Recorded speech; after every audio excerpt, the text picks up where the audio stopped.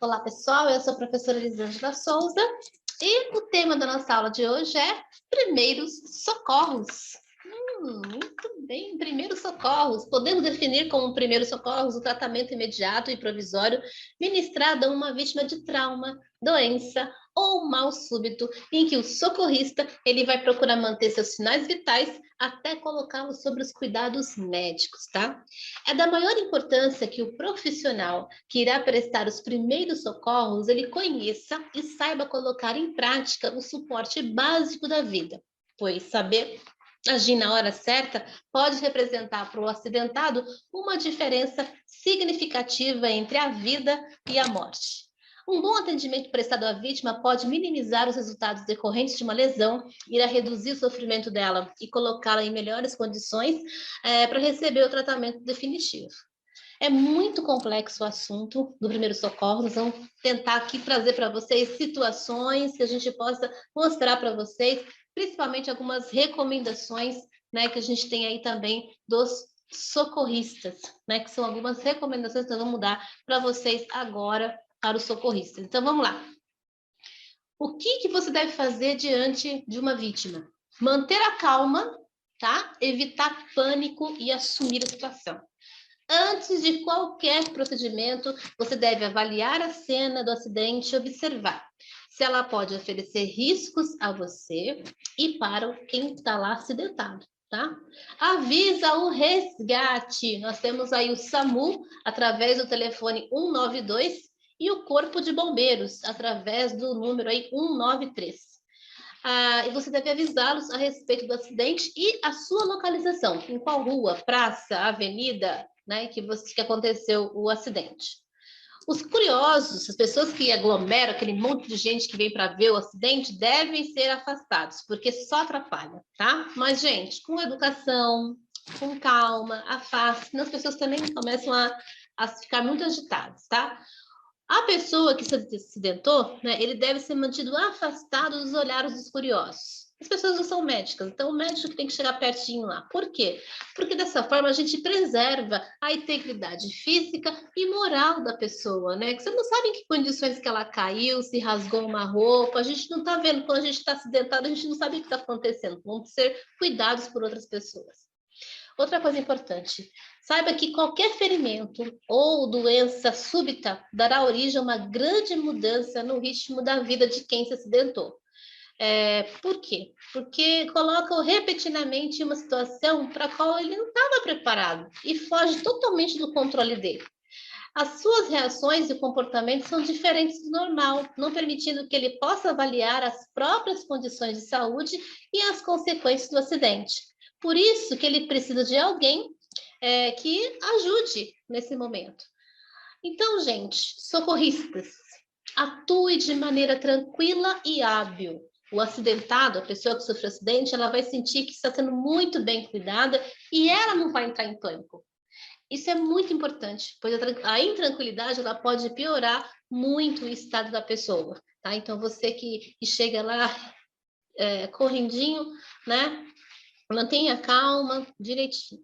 Outra coisa que é triste, né? Em caso de óbito, né? Claro que vão ser necessários testemunhas para prestar depoimento sobre o ocorrido, tá?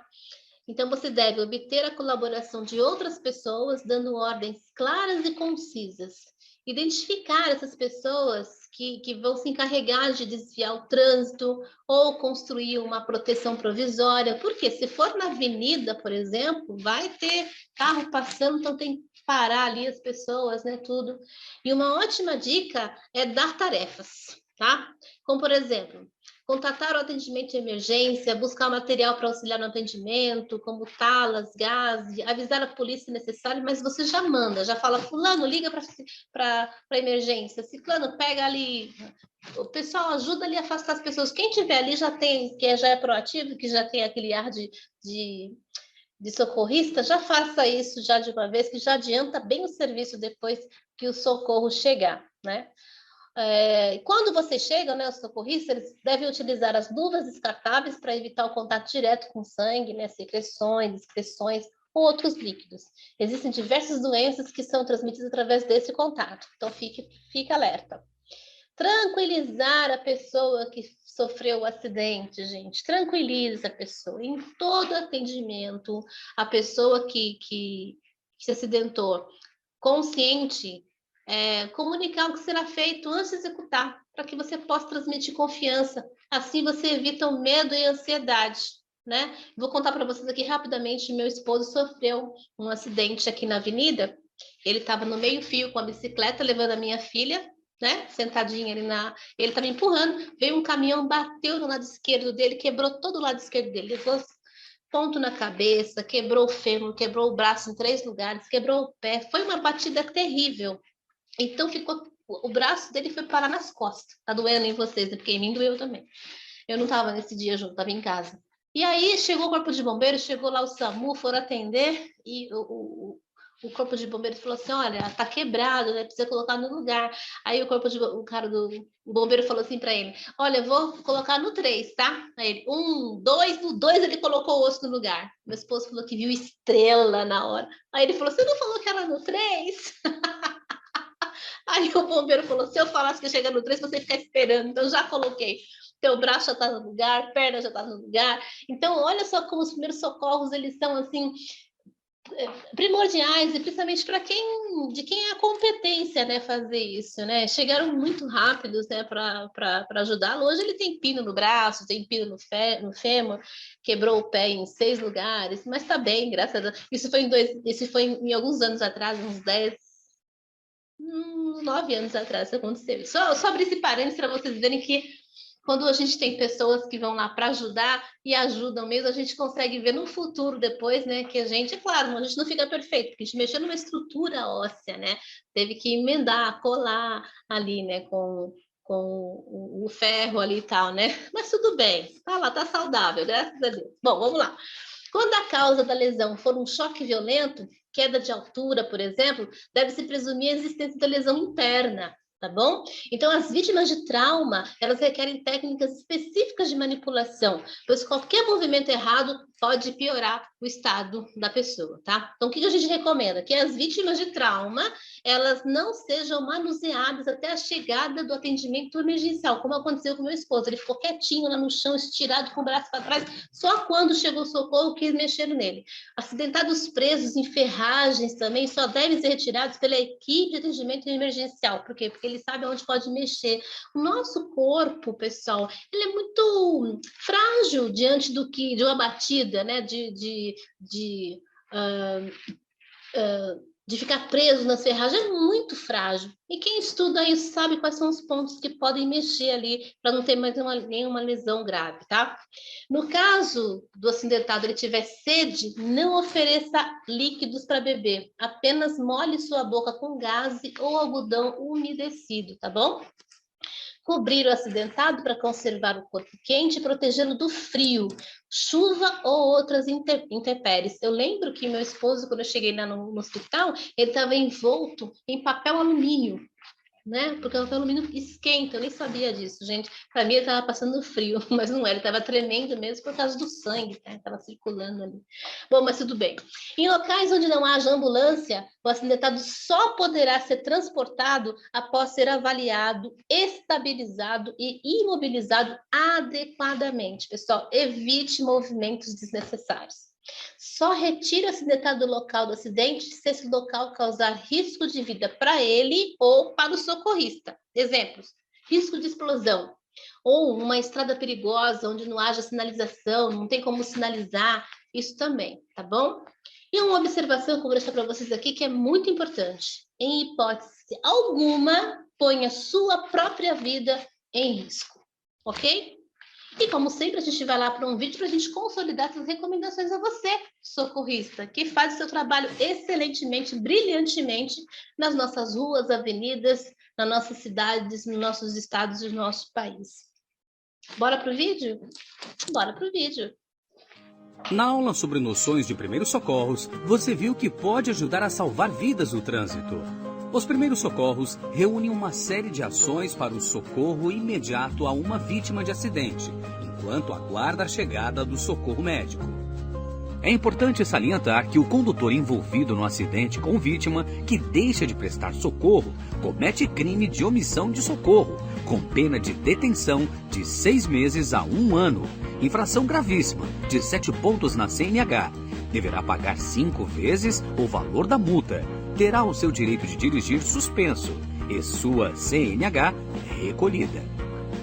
Para prestar socorro em um acidente de trânsito ou atropelamento, você deve seguir uma sequência de ações. Para começar, é preciso manter a calma e garantir que todos estejam em segurança. Ligue o pisca-alerta de seu veículo e sinalize o local com um triângulo. Nunca bloqueie a passagem do resgate. Em seguida, verifique se há vazamento de combustível e risco de incêndio. Se houver, isole o local. Após afastar os curiosos, é o momento de pedir socorro especializado, informando o número de vítimas e a localização do acidente. Verifique a situação das vítimas, tranquilize-as. E lembre-se, só realize ações se tiver conhecimento técnico, como treinamento prático em primeiros socorros. A sinalização no local do acidente é importante para garantir a segurança, avisando outros veículos que se aproximam e deve estar distante do acidente. A distância entre a sinalização e o acidente é medida contando passos, de acordo com a velocidade máxima da via. Se o acidente for de dia, em pista seca, a quantidade de passos é igual ao número da velocidade máxima permitida na via, 80 km por hora. São 80 passos, por exemplo. Se a pista estiver molhada com chuva, com neblina ou à noite, a quantidade de passos deve ser o dobro da velocidade.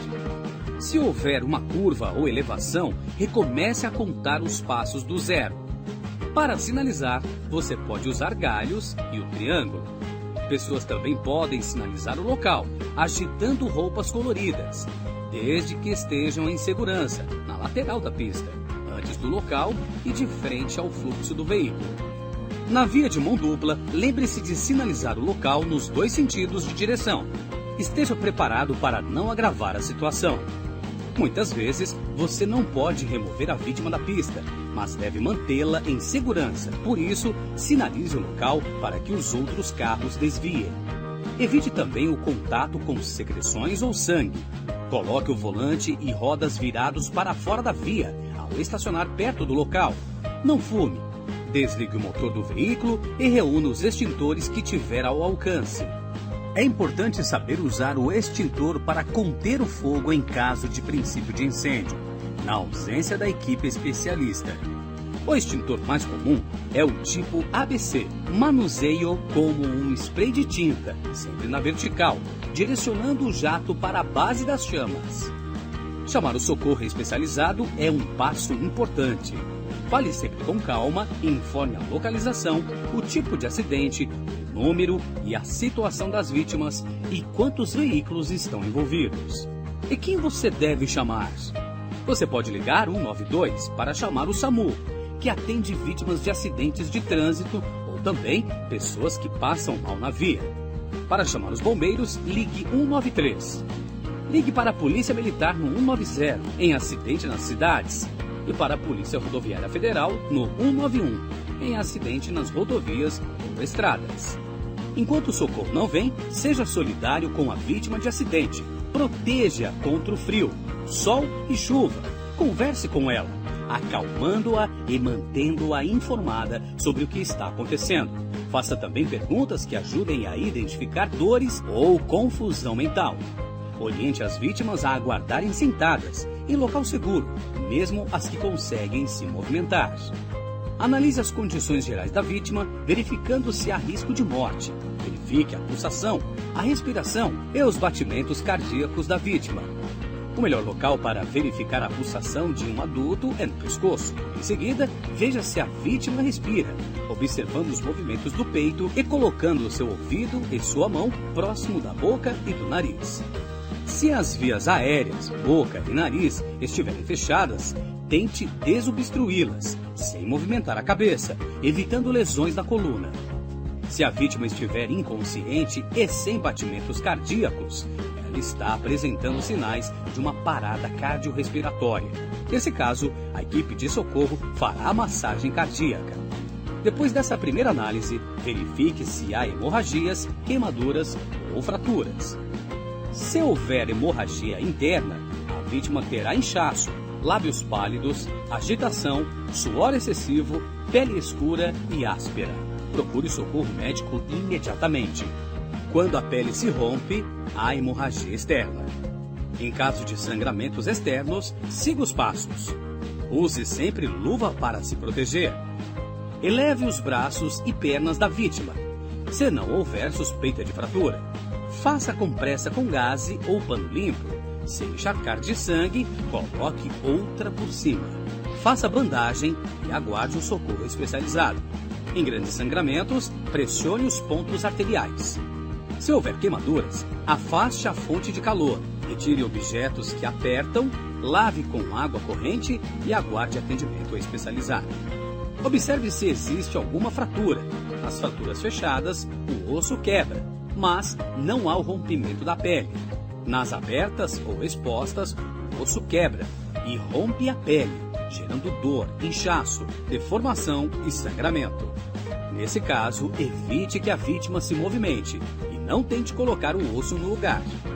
Caso a vítima fale que sente dor no pescoço e você perceber posicionamento estranho da cabeça, ou braços, pernas ou outras partes do corpo adormecidas, pode ser fratura na coluna. Não a movimente e avise o serviço de socorro. Você viu que algumas atitudes podem piorar a situação da vítima. Por isso, não movimente a vítima e não tente colocar membros ou órgãos expostos no lugar. Em caso de queimadura, não arranque roupas grudadas à pele. Não faça torniquetes. Não troque curativos nem passe produtos em ferimentos. Não dê alimentos e nem bebidas à vítima. Se a vítima estiver de moto, pode haver fratura na região inferior. Não a movimente e nem a remova do local. O capacete também não deve ser retirado, somente em caso de risco, pois isso pode agravar lesões no pescoço ou crânio. Nesta aula, você viu que ter conhecimento básico sobre o que fazer em caso de acidente com vítimas e noções de primeiros socorros pode fazer toda a diferença. Estude e esteja sempre preparado. Sensacional, né? Vocês viram que deram até mais dicas aqui nesse vídeo, assim, fantástico, tem escrito da polícia, 190. E você viu que tem realmente aguardar o socorro às pessoas que estão realmente preparadas para isso, ok? Então ficaram aí várias dicas para gente. E falando ainda dentro da nossa matéria, segurança com eletricidade, pessoal, é outra matéria, quer dizer, é um outro assunto que a gente também tem que tomar muito cuidado. A norma regulamentadora NR10 do Ministério do Trabalho e Emprego estabelece os requisitos e as condições mínimas, objetivando a implementação de medidas de controle e sistemas preventivos, de forma a garantir segurança e a saúde dos trabalhadores que, direta ou indiretamente, interajam em instalações elétricas e serviços com eletricidade. Gente, com eletricidade não se brinca. Ela se aplica às fases de geração, transmissão, distribuição e consumo, incluindo as etapas de projeto, construção, montagem, operação, manutenção das instalações elétricas e quaisquer trabalhos realizados nas suas proximidades, observando-se as normas técnicas oficiais estabelecidas pelos órgãos competentes e, na ausência ou omissão dessas, as normas internacionais cabíveis. Então, a gente está falando de uma coisa séria aqui, trabalhar com a eletricidade, tá ok? Não vá lá mexendo na eletricidade sem ter conhecimento técnico para isso, não faça isso. Então, mais dicas aí para que a gente possa firmar esse acordo. Com a eletricidade, não se brinca. O seguro morreu de velho, mais vale prevenir do que remediar. Cuidado nunca é demais. Você já cansou de ouvir tudo isso? Então chegou a hora de colocar em prática. Começa agora o 100% Seguro. Um programa 100% para você.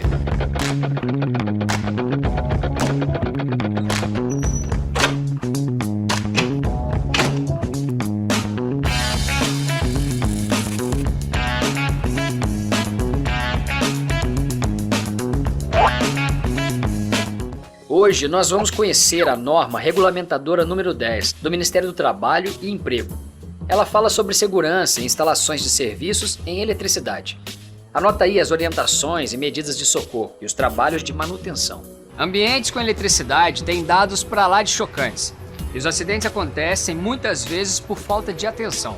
Se liga, o perigo é de morte por choque elétrico ou de acidentes com marcas para toda a vida. Na hora do trabalho com eletricidade, seu anjo da guarda tem nome. A NR10 existe para proteger você. Ela define os critérios para os trabalhos seguros e tem informações sobre esquemas unifilares, prontuário, procedimentos, inspeções, treinamento e especificação de SPCs e EPIs. Todas as unidades devem manter atualizados os esquemas unifilares de suas instalações elétricas. Lá estão as suas especificações, sistema de aterramento e equipamentos de dispositivos de proteção. Fique esperto! As unidades com carga instalada superior a 75 kW devem fazer parte do prontuário de instalações elétricas e ainda mantê-lo. Nele ficam definidos procedimentos e instruções de segurança e saúde. Também é preciso especificar os equipamentos, tanto ferramentais quanto de proteção coletiva e individual. E ainda reunir a qualificação, habilitação, capacitação e autorização dos trabalhadores e os seus treinamentos. Mas não pode faltar a permissão para trabalho. Para terminar a lista, não deixe de fora os resultados dos testes de isolação elétrica em equipamentos de proteção individual e coletiva, e as certificações dos equipamentos e materiais elétricos. Mexer com eletricidade não é brincadeira. Para pegar no batente, só trabalhador qualificado. Vai precisar de curso específico sobre a NR10, com o reconhecimento do Sistema Oficial de Ensino. Já o profissional legalmente habilitado precisa ter registro no Conselho de Classe. Aqui, o trabalhador capacitado é quem bota a mão na massa, ou seja, ele foi treinado e orientado pelo profissional habilitado. Ninguém é de ferro, então SPCs na cabeça e EPIs no resto do corpo. Para começar, a desenergização elétrica deve ser feita, assim como a isolação das partes vivas, obstáculos, barreiras, sinalização, sistema de seccionamento automático de alimentação e bloqueio do religamento automático. Mas se não for possível, a tensão de segurança entra em cena. E atenção com o figurino. Lembre-se do capacete, macacão, calça, blusão, camisa, capuz, jaqueta, capa e luva. O equipamento elétrico com que você trabalha deve estar adequadamente conectado à fonte de força e com o cabo terra devidamente aterrado. Atenção, aqui cansaço é sinônimo de acidente. Para testar partes vivas de circuito energizado, nada de colocar os dedos. Tem outras formas mais seguras. E nem usar fios e tomadas em mau estado ou muitos adaptadores. E vai precisar de sinalização de segurança para avisar sobre riscos elétricos. Mas nem pense em trabalhar com roupa ou corpo molhados. Se alguém levar choque, segue uma lista de dicas. Antes de tudo, desligar a alimentação do circuito elétrico. E ao invés de afastar a origem da eletricidade com as mãos, use objetos não condutores, como cordas, materiais de madeira seca, borracha ou plástico e roupas secas. Essa dica aqui é importante. Na maioria dos acidentes, a vítima pode até parecer que morreu, mas muitas vezes só está desacordada. Nessas horas, o socorro deve vir imediatamente seguindo o plano de resposta à emergência. Os profissionais envolvidos com equipamentos e circuitos elétricos devem estar preparados a prestar primeiros socorros a acidentados. Todos eles precisam conhecer as técnicas de ressuscitação cardiopulmonar.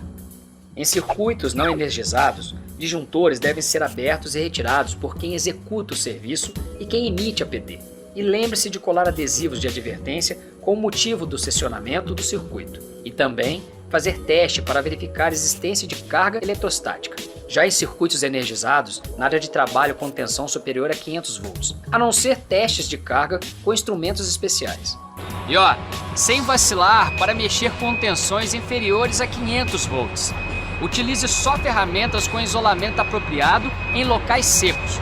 É obrigatório o uso de tapetes de borracha, calçado de segurança com sola de borracha para serviços em eletricidade, roupa de proteção contra arco elétrico de manga comprida, luvas de isolação para tensão e de cobertura em vaqueta. O trabalhador deve ser orientado sobre o perigo de contato com equipamentos energizados próximo ao local do serviço. E aí, vamos repassar os pontos da aula rapidinho? A NR10 existe para proteger você e define os critérios para os trabalhos com esquemas unifilares, prontuário, procedimentos, inspeções, treinamento e especificação de EPIs e SPCs. Nada de viver perigosamente. Equipamentos elétricos sempre bem conectados e com cabo terra. Muita concentração e pouco cansaço para a operação e conserto dos equipamentos. Atenção! Profissionais que trabalham com eletricidade devem estar preparados para prestar primeiros socorros a acidentados. Seguindo passo a passo, todo mundo fica protegido. 100% seguro. Um programa 100% para você.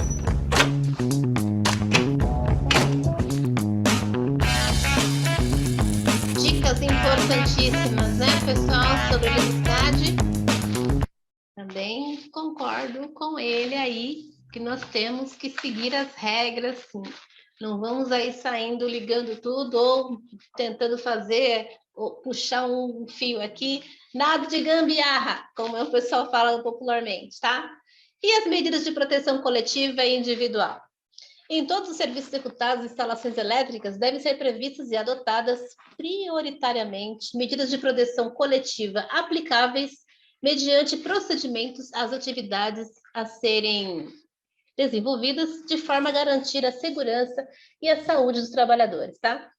As medidas de proteção coletiva compreendem prioritariamente a desenergização, que ele falou, né? E da sua impossibilidade o emprego de tensão de segurança. Já nas medidas de proteção individual, nos trabalhos e instalações elétricas, quando as medidas de proteção coletiva forem tecnicamente inviáveis ou insuficientes para controlar os riscos, devem ser adotados equipamentos de proteção individual específicos e adequados às atividades envolvidas. As vestimentas de trabalho, como nós vimos anteriormente, devem ser adequadas às atividades, devendo contemplar a condutibilidade, inflamabilidade e influências eletromagnéticas. É vedado o uso de adornos pessoais nos trabalhos com instalações elétricas ou em suas proximidades. Eu lembro que até meu pai não usava mais aliança na hora de trabalhar, né? Porque correu isso de ficar preso em algum lugar, algum cabo, algum ferro, alguma coisa assim. Correntinhas também, né? Que a gente usa aqui no pescoço. Tudo isso também a gente deixa para lá, ok? E falando nessas medidas de proteção coletiva, você deve estar falando assim, professora, a senhora coloca o vídeo, sim, o vídeo é para a gente fixar as informações. Porque uma vez que a gente fala, vocês ouviram, vocês assistem, e a probabilidade de vocês gravarem mais informação é maior ainda. Bora para o vídeo.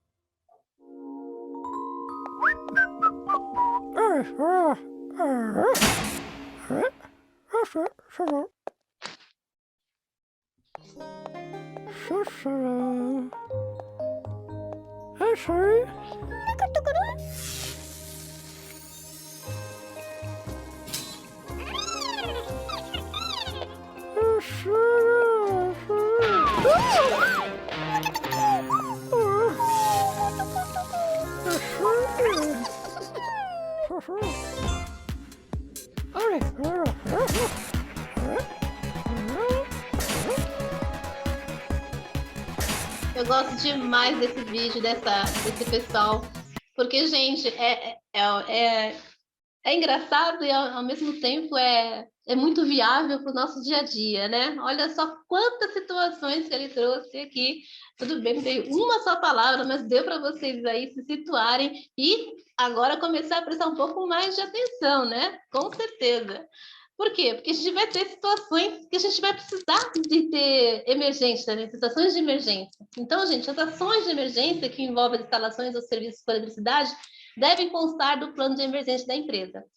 Os trabalhadores, os funcionários, os colaboradores autorizados devem estar aptos a executar o resgate e prestar primeiros socorros aos acidentados, especialmente por meio de reanimação cardiorrespiratória, conforme nós já vimos. A empresa deve possuir métodos de resgate padronizados e adequados às suas atividades, disponibilizando os meios para sua aplicação. Os trabalhadores autorizados devem estar aptos a manusear e operar equipamentos de prevenção e combate a incêndio existentes nas instalações elétricas também, ok?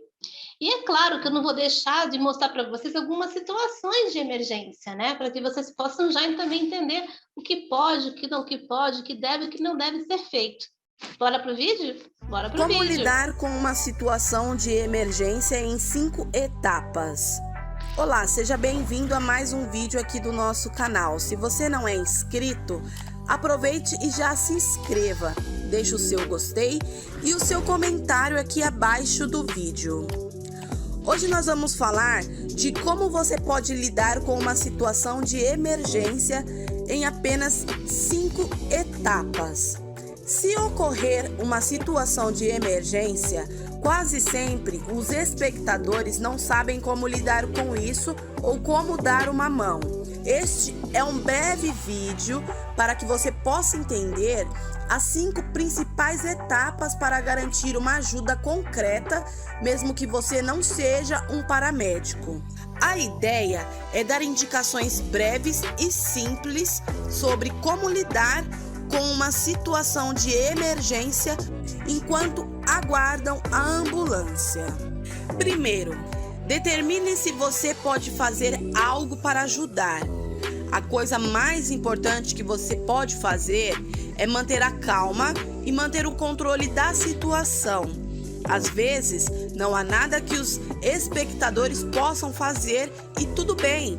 Não se preocupe em admitir que não há nada que você possa fazer para ajudar. Se houver outros espectadores na cena que possam ficar chateados ou com medo, tente tranquilizá-los. Empregue-os para obter ajuda. É melhor permanecer com alguém de uma maneira favorável do que executar uma ação que possa resultar em danos adicionais. Se você não tiver certeza do que fazer, simplesmente fique com o paciente enquanto aguarda a ambulância. Segundo, lidar com a situação de emergência. Reserve um tempo para pensar antes de agir. Estar em uma situação de emergência pode resultar em pensamento de pânico e ações podem revelar resultados desastrosos. Em vez de reagir imediatamente em uma situação, reserve um tempo para se acalmar. Respire profundamente antes de tomar qualquer ação. As coisas mudam repentinamente em situações de emergência. Não entre em pânico se você sentir que não lidar com isso. De repente, as coisas vão em uma direção diferente do que você esperava. Tire um tempo para fazer uma pausa sempre que estiver sobrecarregado, em pânico ou confuso. Se você precisar parar no meio de uma ação para se acalmar, tudo bem. Terceiro, lide com a situação de emergência. Obtenha o kit de primeiros socorros. Um kit de primeiros socorros, ele deve conter ferramentas úteis de emergência para cuidar de muitas emergências médicas. Qualquer kit de primeiros socorros deve conter ataduras, gás e fita adesiva, desinfetantes ou outros itens úteis. Se você não conseguir recuperar o kit de primeiros socorros, considere que outros itens nas proximidades podem ser bons substitutos. Você deve manter um kit de primeiros socorros em sua casa e em seu local de trabalho é obrigado por lei também ter um kit de primeiros socorros.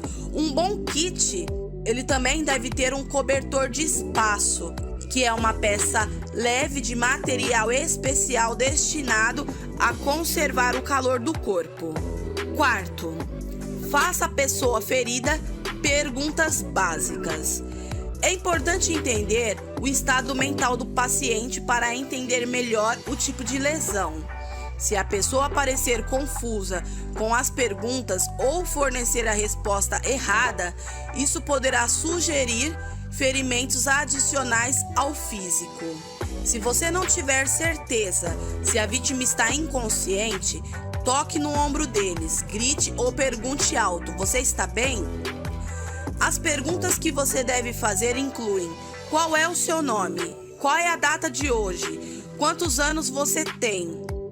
Depois de determinar o status mental básico da pessoa, verifique com ela quaisquer complicações médicas.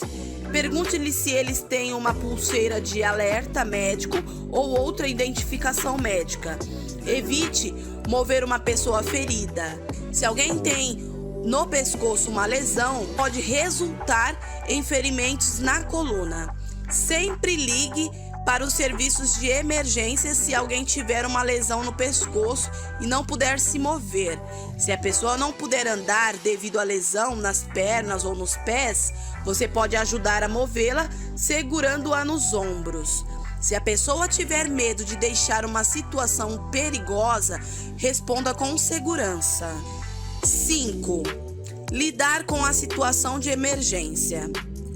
Use o telefone apenas para pedir ajuda. Toda a sua atenção deve estar na situação atual. E falar ao telefone é uma distração. Fique fora do telefone a menos que esteja ligando para pedir ajuda. Se você não tiver certeza se está em uma emergência real, ligue para os serviços de emergência e o despachante poderá ajudá-lo a descobrir se os funcionários de emergência devem ser enviados. Não tente documentar a emergência, a menos que tenha certeza de que está fora de perigo. Tirar selfies ou postar sobre sua situação nas mídias sociais em situações de emergência contínuas pode resultar em ferimentos adicionais. Se você deseja fazer um curso completo de atendimento pré-hospitalar online e conhecer um pouco mais desses cuidados, confira o link abaixo na descrição do vídeo. Se você gostou... Muito bom, gente. Olha, mais dicas aí para os socorristas, né? Para que possam ter mais atenção. Essa parte que ela falou, tirar selfie, meu Deus do céu. Quantas vezes eu vejo aí a pessoa tirando selfie no acidente? Vocês podem ver aí, acontece muito, né? Isso aí. Mas tomem cuidado, pessoal. Todo cuidado é pouco, né? E vamos seguindo aqui falando sobre as doenças ocupacionais. Vimos aqui agora o que acontece com alguém que está acidentado, alguma coisa assim, mas existem também as doenças ocupacionais. Considerando o objetivo aqui do nosso curso, né, da nossa aula, eu vou trazer as principais doenças ocupacionais aqui para vocês. Eu vou trazer o vídeo, né, para que vocês possam já direto falar sobre isso. Existem alguns termos técnicos, gente, que eu não tenho assim muito conhecimento, não é da minha alçada, afinal de contas eu não sou médica, tá bom? Mas na literatura traz pra gente aí, por exemplo, a asbestose. Vamos entender o que é isso. Qual é o agente causador dessa doença ocupacional? A longa exposição ocupacional ao amianto ou asbesto em pequenas partículas em forma de fibra. E quais são os sintomas que você tem dessa doença? É fibrose pulmonar intensa e muito grave, aparecimento de câncer no pulmão, nossa, dispneia e tosse. A tosse é improdutiva, irritante, ela surge 20 a 30 anos após a exposição. Olha só, hein? Silicose é a longa exposição ocupacional à poeira ou à sílica, o quartzo. E qual é a doença, né? O que ela provoca, né? Fibrose pulmonar, a qual diminui a capacidade de respirar, tosses constantes, tá? Bicinose, vamos lá, algodão, linho e cânhamo, né? Esse é o agente causador. Os principais sintomas são caracterizam por uma sensação de opressão torácica e dispneia, que ocorre no trabalhador quando ele retorna às atividades depois de um fim de semana, por exemplo. Depois nós temos a siderose, que é provocada pelo ferro e geralmente associada à tuberculose benigna na maioria dos casos e pode fazer lesão maior quando junto com a sílica. O manganismo, que vem lá do manganês, que causa graves problemas cerebrais com aparecimento de falta de equilíbrio e sustentação que pode culminar com a impossibilidade total do indivíduo caminhar, tá? Tem também o saturnismo, que é pelo chumbo, né? E ele causa anemia, dor abdominal, fraqueza, problemas de nervos, né? E problemas renais. Tem também o hidragilismo, que é provocado pelo mercúrio, e ele provoca lesão renal importante e grave alteração no sistema nervoso central, com alteração cerebral que causa tremores nas extremidades e dificuldade de andar, de escrever e de falar. Nossa! Estanose, que vem lá do estanho, ele é extraído da cassiterita, poucos sintomas e com raio-x exuberante, e é benigno. Bagaçose é um fungo termofílico que se prolifera no bagaço da cana-de-açúcar e ele é armazenado mofado. Ele causa dispneia, tosses constantes. A aluminiose, através do alumínio, causa dor abdominal e fraqueza. A elaioconiose, o contato prolongado com óleos e graxas que causa lesão de pele. A pele apresenta vários pequenos pombos com pus e perda de pelos nas regiões afetadas, em geral coxas e os antebraços, tá bom? Nossa, professora, realmente, a senhora não é médica, mas a leitura das doenças eu sei fazer. Então, bora para o vídeo para que a gente possa entender um pouco mais sobre isso, pode ser? Vamos lá, então.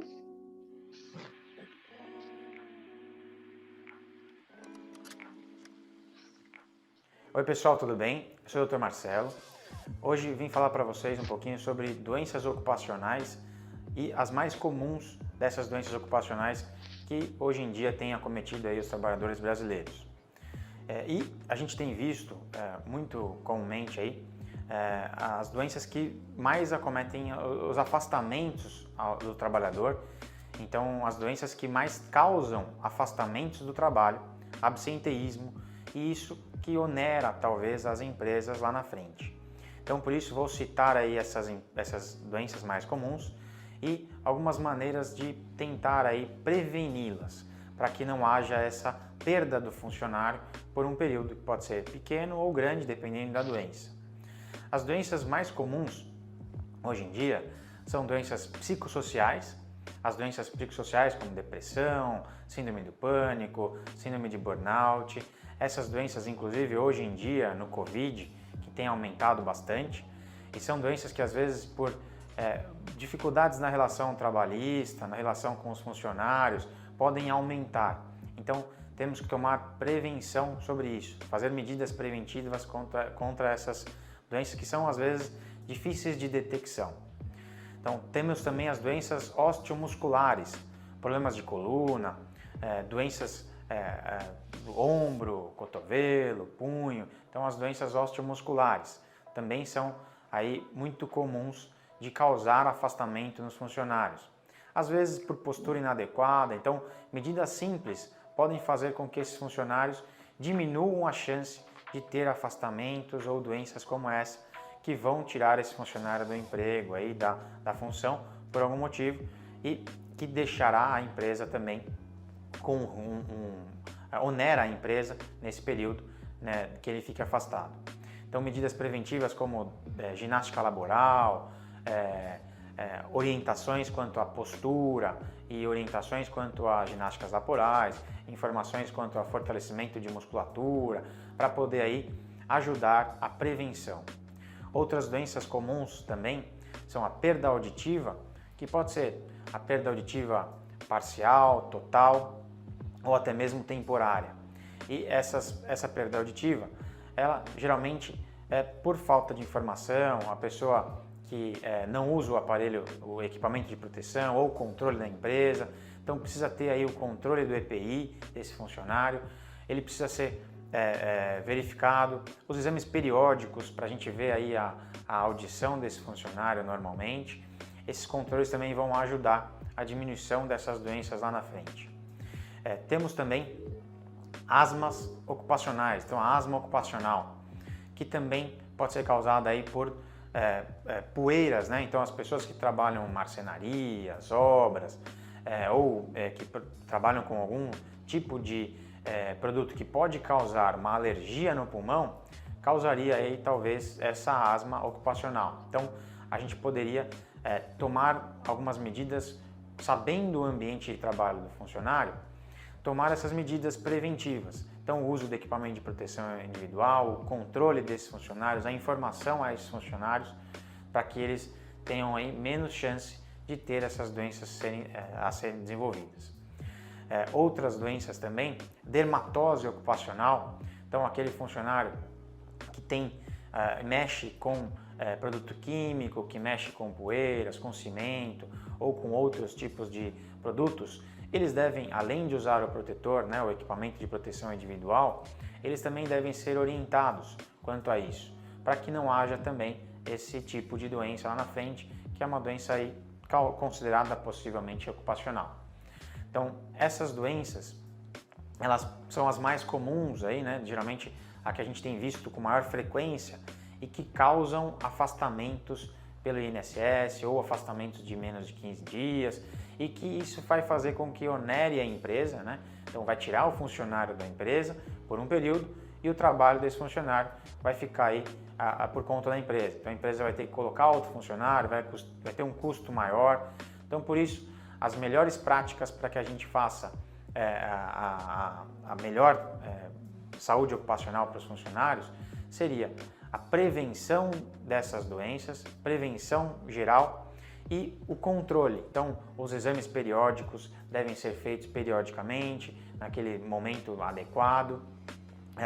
As avaliações dos locais de risco também devem ser feitas para que a gente tenha aí a posição de há o risco ou não há o risco, tem que fazer tal controle, melhorar esse controle, melhorar aquele protetor, aquele equipamento de proteção individual.